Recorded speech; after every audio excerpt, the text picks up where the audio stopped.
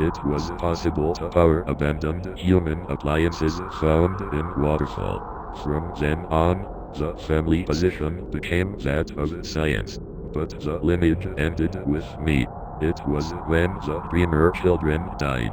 From Asriel's dust laid a red human soul. From Asriel leaving with it, I figured the barrier utilized soul power.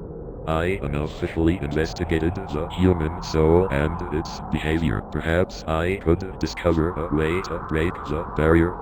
However, as more human souls came into the king's possession, I noticed something peculiar. The red soul was completely impervious to damage. Unlike the other human souls, which would show signs of damage upon taking its internal substance.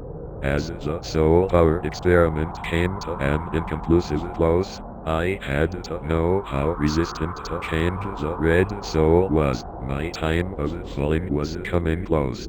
With what little mortal life I had, I resigned from my position, took the red soul with me to the core, and clutching it in my grasp, leaped into the ozone below.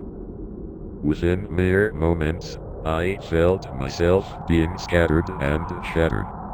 And yet my grasp on the soul had not loosened. It was only when my mind began to rip apart did I decide to release.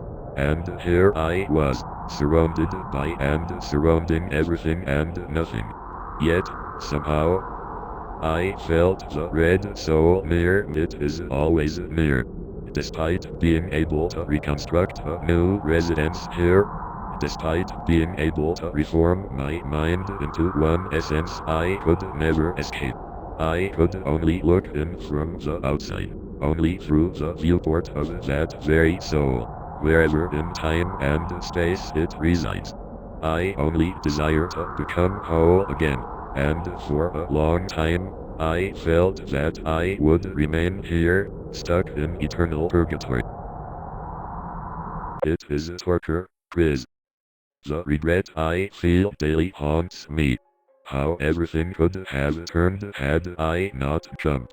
Maybe my name would live on if I hadn't gone missing. Maybe you would not be conducting your own experiment, wherein you obliterate everything in these worlds. You barely even considered a more tame route. And all the while filming your findings.